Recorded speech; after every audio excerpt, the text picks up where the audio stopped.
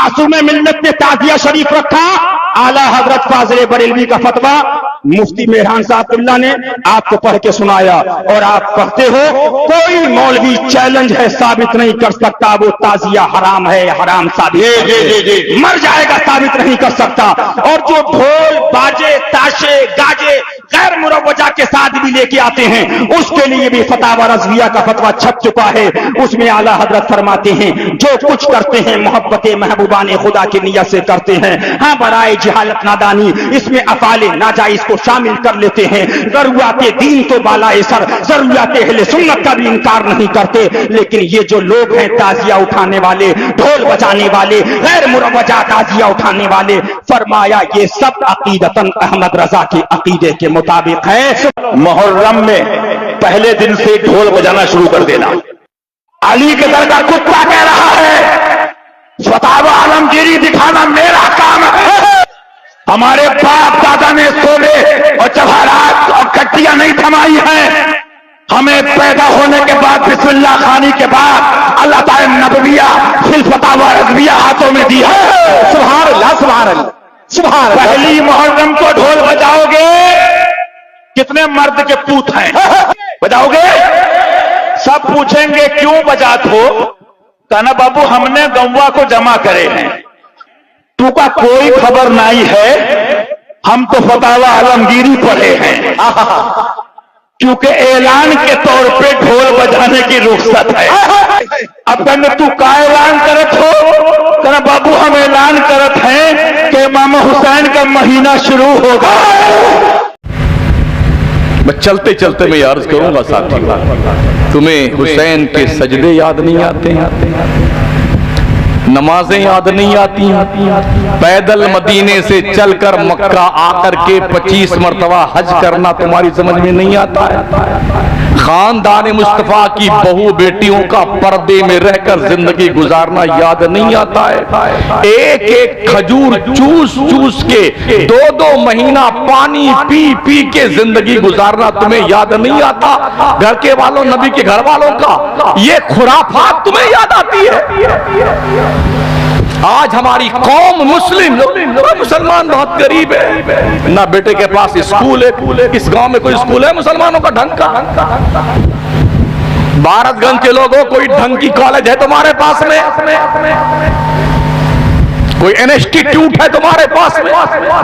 तो medical college तुम्हारे पास में है? इलाहाबाद से लेके यहां आने तक मैंने कई कॉलेज देखे, गैरों एक नंबर का पैसा कमाते हैं वो, एक नंबर का वाइट, कोई इनकम टैक्स नहीं देना है उन्हें, वाइट पैसा कमाते हैं। रिश्तेदार अलग, कितने सपोर्टर, यही वजह है अब तक गिरफ्तार नहीं किया। जड़ें बड़ी मजबूत हैं, बड़ी शर्मिंदगी के साथ पहलवान चुपचाप उठ गए वहां से कि अब इतनी ज्यादा बेइज्जती बर्दाश्त नहीं करेंगे। आखिरकार नहीं हुई, ताकत मनवाई जाती है। तो याद आए तुम्हें करबला ना, तो करबला रोने के लिए नहीं यार, खुश होने के लिए। अगर करबला ना होता तो सरों पे ये टोपियां ना होती, करबला ना होता तो चेहरे पे नूर ना होता, करबला ना होता हुसैन और घर वालों की कुर्बानियां तो ये जुब्बे दस्तार ना होते, इमाम पाक की कुर्बानियां ना होती, उनकी आवानो अंसार की तो मस्जिदों के मनारों पे सदाए लाहूती अल्लाह अकबर बुलंद ना हुआ करती। अगर करबला का बाका वजूद में ना आता तो दिलों में कलमे की रोशनी ना होती।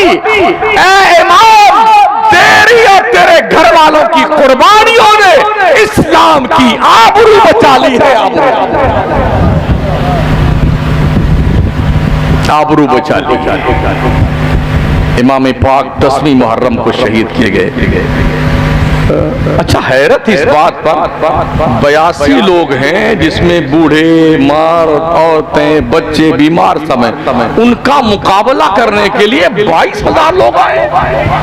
यार ये गणित समझ में नहीं आती। क्या खौफ था लोगों को, इन 82 लोगों से कितना डर था लोगों को। कि 22,000 का लश्कर भेजा गया है। मतलब उन्हें ही पता था कि अगर ये अपने असली रंग में आ गए ना तो वक्त का धारा मोड़ कर रख देंगे। मगर बड़े सब्र सुकून के साथ एक एक पर्चे हल किए इमाम पाक, एक एक पर्चे हल किए।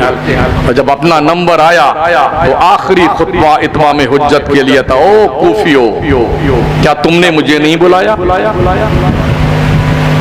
ये खुतूत फला फला फला के उड़ेल दिया इमाम पाक। तुम बताओ, क्या रूए जमीन पर किसी नबी का कोई और निवासा है हुसैन के अलावा? ओ लोगो, तुम बताओ, जिस नबी का तुम कलमा पढ़ते हो उस नबी के निवासे को तुम शहीद करने पे तुले हुए हो? लोगों बताओ तुम मुझे। अबू दरदा आज भी मौजूद है, अबू सईद खुदरी सहाबी रसूल मौजूद हैं, हजारों सहाबा मक्का में, मदीना में, कूफा में, दमिश्क में, इराक में मौजूद है। जाओ पूछो, क्या मैं ही हुसैन नहीं हूं जिसे मुस्तफा चूमते भी थे, सूंघते भी थे?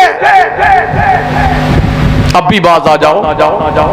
हुसैन हर खून माफ करने को तैयार है।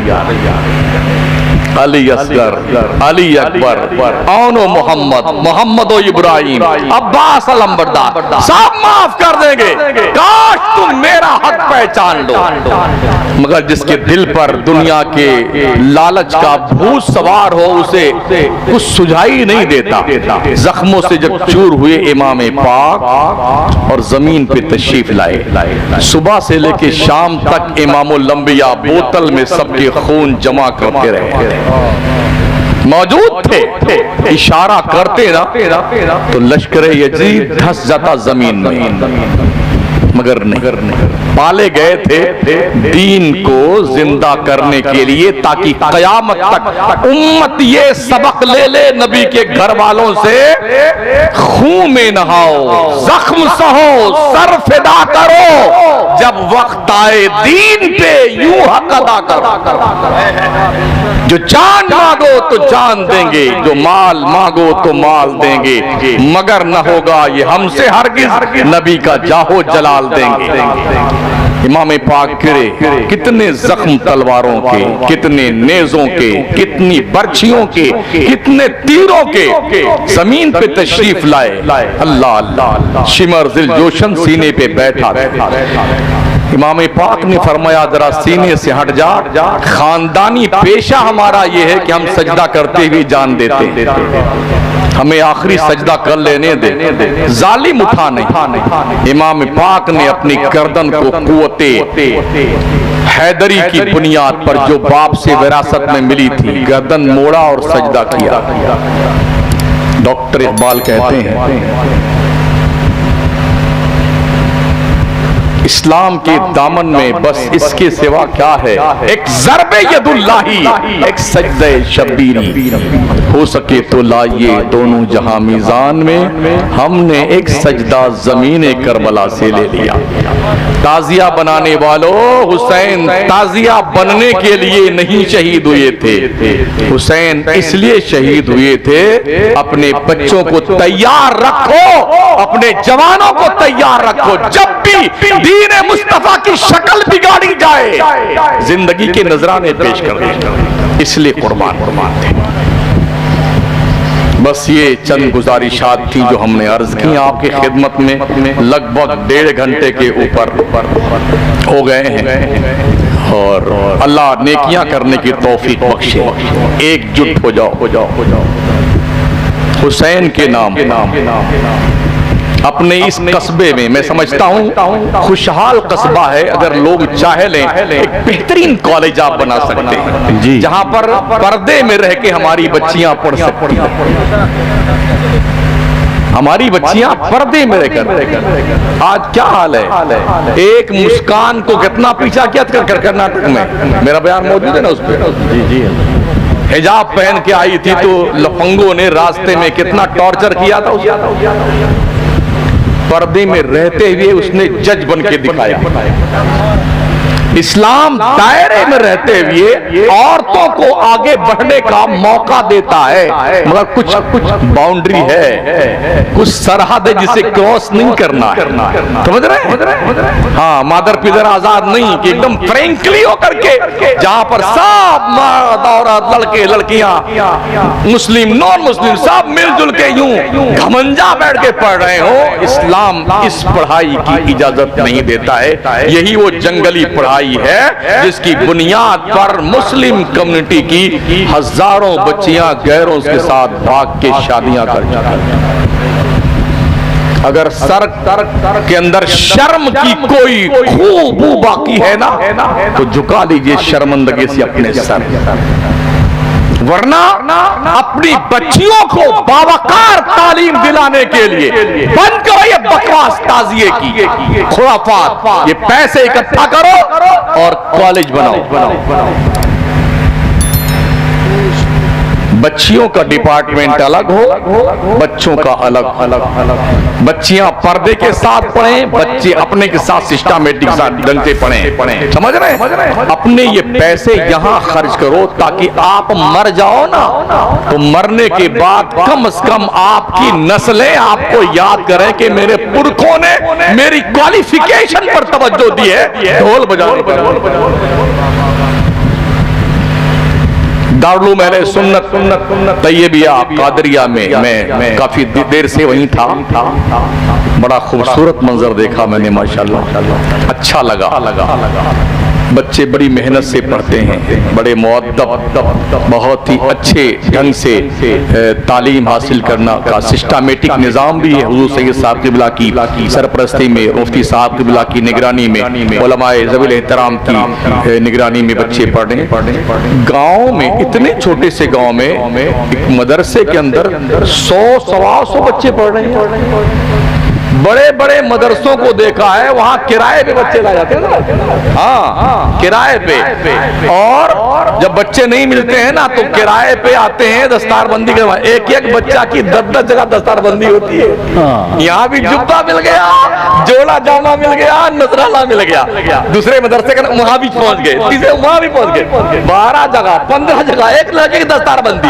कहे तो तलबा का सफर आ गया, बच्चों का कहत पड़ गया है। इसका मतलब ढंग की पढ़ाई हो रही है, मेहनत की जा रही है, तवज्जो दी जा रही है, निजाम ठीक है, कमेटी के लोग मेहनत कर रहे हैं, हजरत की सरपरस्ती में उलमा मेहनत कर रहे हैं, और बच्चे पढ़ रहे हैं। आगे बढ़ा। और याद रखें, जो बच्चे कुरान याद कर लेते हैं, दुनिया की कोई तालीम उनके लिए कोई हैसियत नहीं रखती है।